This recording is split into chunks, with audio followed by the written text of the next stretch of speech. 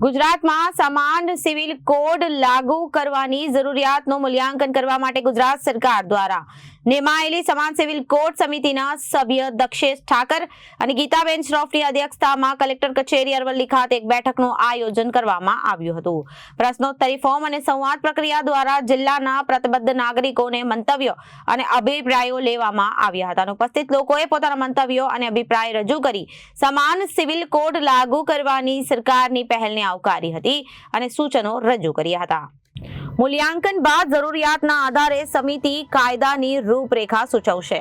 બેઠકમાં સમિતિના સભ્યોએ ગુજરાત સરકાર દ્વારા ગુજરાતમાં સમાન સિવિલ કોડ લાગુ કરવાની જરૂરિયાતનું મૂલ્યાંકન કરવા માટે નિમાયેલી સમિતિની રચના અને કાર્ય પદ્ધતિથી સૌને અવગત કર્યા હતા।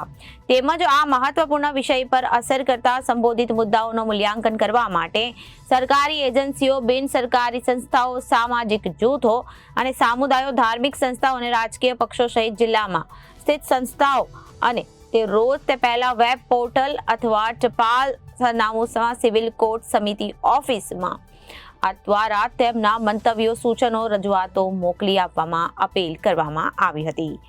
Bureau report, Janadesh news, Aravalli.